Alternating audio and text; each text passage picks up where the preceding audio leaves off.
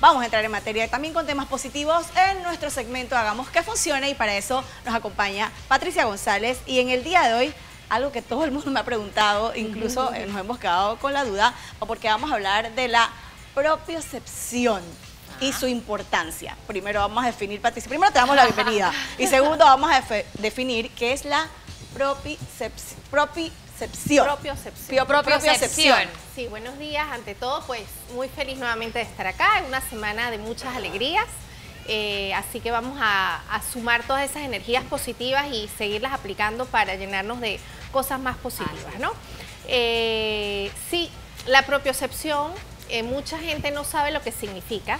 Es un sexto sentido que tenemos los seres humanos y no necesariamente las mujeres nada más. Es realmente el sentido que tenemos de poder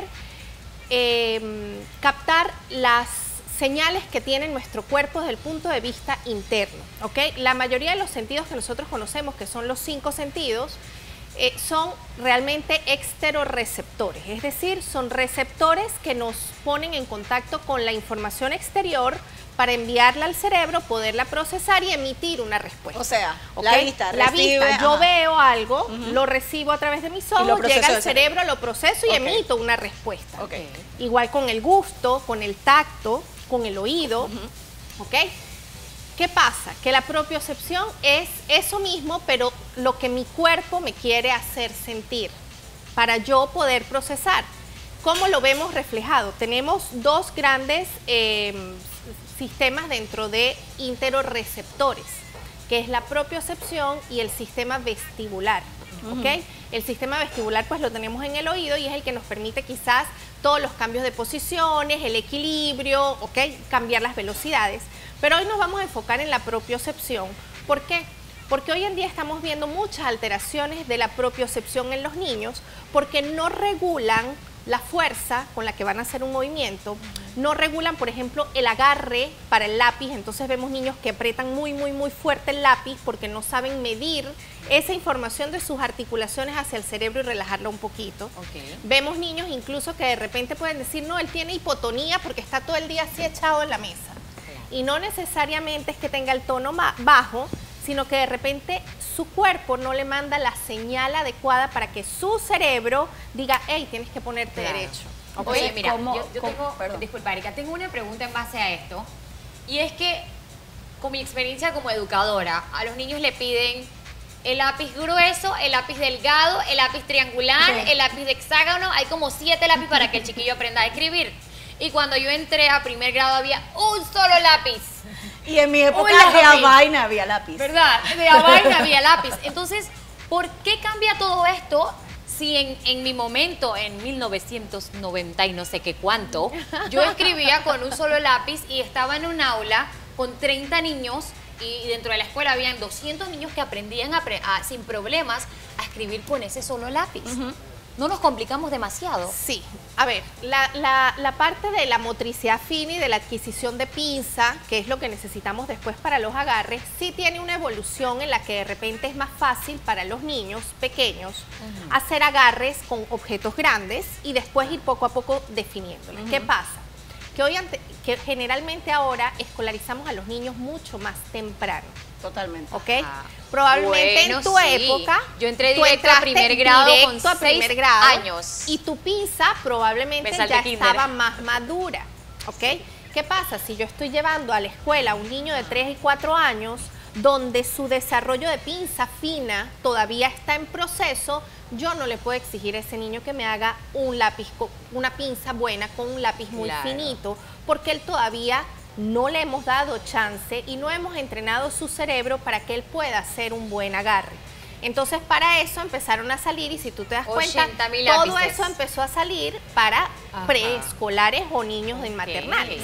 Entonces entre más temprano escolaricemos a un niño, pues más necesitamos adaptaciones para sus pinzas, para que pasemos de agarres grandes, gruesos, a ir perfeccionando agarres más finos. ¿Qué papel juega la propiocepción en esto? La propiocepción, ¿qué papel juega? Por ejemplo, la propiocepción se desarrolla, o son unos receptores, así como tenemos los receptores del ojo o para la visión y en el oído y todo esto, son receptores que se llaman mecanorreceptores porque funcionan a través de la presión y nosotros los tenemos en músculos, tendones y articulaciones, ¿ok? Es lo que me permite a mí de repente cuando yo voy a caminar y apoyar, sentir que estoy en un terreno irregular y que tengo que hacer una fuerza más hacia un lado para yo no caerme, por ejemplo. La propiocepción se puede definir, es como una alerta que tiene el es cerebro una señal cuando sabes que manda, que... es una señal que manda el cuerpo porque no es del cerebro, es una señal que cuerpo. manda el cuerpo al cerebro para activar un mecanismo compensatorio. Algo parecido como un reflejo. Es como un reflejo, por decirlo así. Y de hecho es algo que se empieza a desarrollar o a estimular desde la barriga. ¿Cómo se estimula? ¿Por qué? Porque cuando el bebé, por ejemplo, ya está grande y empieza a estirar, que nos estira la barriga, así que uno la ve, ese estímulo de empujar hace que todas sus articulaciones se vayan acercando y manden una información al cerebro de tengo que recoger. Y cuando la mamá le hace, baja, el bebé encoge, ¿ok? Aunque el bebé no haya nacido todavía. De ahí la importancia, por ejemplo, de cuando el bebé está recién nacido, que a veces decimos vamos a envolverlo para que quede apretadito y él mismo se empuja. Claro. Eso estamos estimulando el sistema propioceptivo. ¿Por qué lo vemos muy alterado hoy en día? Porque realmente hemos dejado de hacer muchas actividades que impliquen resistencia en el cuerpo. ¿Cuáles son esas actividades? Por ejemplo, siempre le decimos a los papás, jueguen con sus niños a las guerras de almohadas. Es divertidísimo. A brincar en la cama. Discúlpenme los papás, pero eso es un buen ejercicio y si quieren compren un colchón inflable y lo ponen, ¿ok? Con todas las medidas de cuidado. ¿Por qué? Porque todo ese estímulo va haciendo que los niños vayan reconociendo esa respuesta de sus articulaciones. O un trampolín también, Un trampolín también. O de repente abrazar muy fuerte a los niños, ¿ok? Para que ellos sientan este apretón y que ellos aprendan a ir regulando la fuerza. De hecho, yo no sé si algunos conocen, pero es muy frecuente hoy ver niños que les encanta empujar a otros. Pero ellos no los empujan por mal, ellos los empujan porque ellos quieren sentir muy fuerte y los sienten empujando, o incluso niños que los sienten golpeando. Una pregunta, recuerdo en estimulación temprana, estas pelotas de hacer yoga y todas estas cosas, que ponen a los niños encima y los empujan hacia adelante para que los niños... ¿Esto es parte de la propiocepción?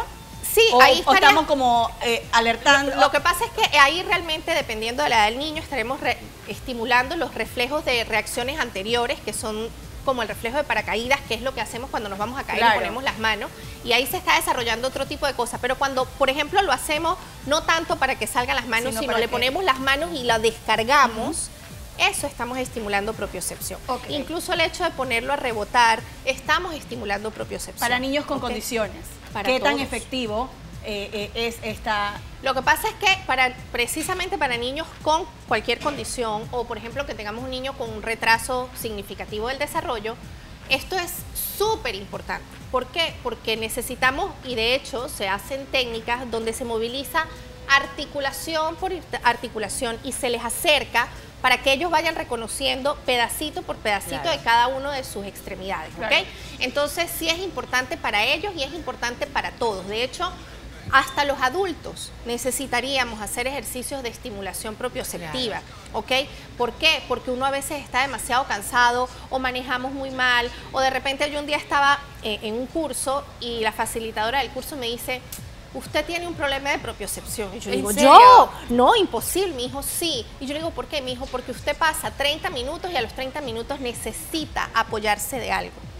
Mi hijo, su cuerpo necesita un poquito más de fuerza para poder mantenerse más alerta. Y no es que sea de tono bajo ni nada. Entonces yo me empecé a analizar y efectivamente, entonces, bueno, le toca a uno hacer un poquito la tarea. Eso no tiene nada de connotación ni cognitiva ni nada. ¿Y quién eso te hace, por ejemplo, una terapia de propiocepción? Generalmente lo deben hacer los fisioterapeutas, y hay terapeutas ocupacionales que también manejan toda la parte de propiocepción, porque como estamos hablando de propiocepción, eso entra en toda la parte sensorial, ¿ok? Que es como un sentido. Estos temas, de verdad, como decimos, pues te dan para más. Porque ahora vengo yo y hago la pregunta que le hago a todos los especialistas. ¿Cómo me doy cuenta que mi niño tiene este tipo de problemas con una visita regular al pediatra? Lastimosamente, la idea de hacer estos programas es que la gente conozca un poquito de terminología que de repente no conoce todo el mundo, ¿ok? no es que uno va a decir su hijo tiene una alteración de la propiocepción exclusiva, no, sino lastimosamente muchos de estos niños pueden estar catalogados como déficit de atención con hiperactividad, o por ejemplo niños perezosos incluso, o niños disruptivos porque les gusta pegar o golpearse, niños que les gusta lanzarse contra la pared para sentir fuerza. Entonces no es que él tiene mucha energía, sí, de repente tiene mucha energía, pero de repente él lo que necesita es sentir un poquito más sus articulaciones y que ellas mismas se vayan regulando y diciendo, mira, estás mandando mucha información, vamos a bajar un poquito. Ahora con la aparición de la tecnología, que los niños se sientan prácticamente todo el día a hacer nada. Justamente eso es lo que iba a decir, que hoy en día, ¿qué pasa? Que antes las actividades eran, vamos a correr, vamos a salir a jugar fútbol, vamos a no sé qué. Hoy en día estoy sentado en un sofá, todo relajado. Mis articulaciones ninguna está trabajando, excepto las de los pulgares. Te vas a reír, que no me sirven. Ayer le digo a un amigo, me dice, no, que me partí las piernas haciendo deporte. Y yo le digo, nunca me he partido nada. Y me dice, es que nunca has hecho deporte. Y yo me quedé así y dije, oye, sí. Al final lo analicé y dije, en realidad eso es lo que está pasando. Y muchos de nuestros niños vienen creciendo como la Marcela, que no practican deportes y demás. Y obviamente hay muchos papás también que tienen el miedo de que no quiero que el niño haga esto, no quiero que el niño haga que se rape la rodilla, que se caiga, pues es parte del crecimiento. Lo necesita. Muchísimas gracias, Patricia, gracias a ustedes por este importante tema. Me ha gustado muchísimo la propiocepción. Yo creo que también en la observación de los papás está la clave para determinar y poder mandar la información, en este caso, a un fisioterapeuta. Muchísimas gracias por estar con nosotros.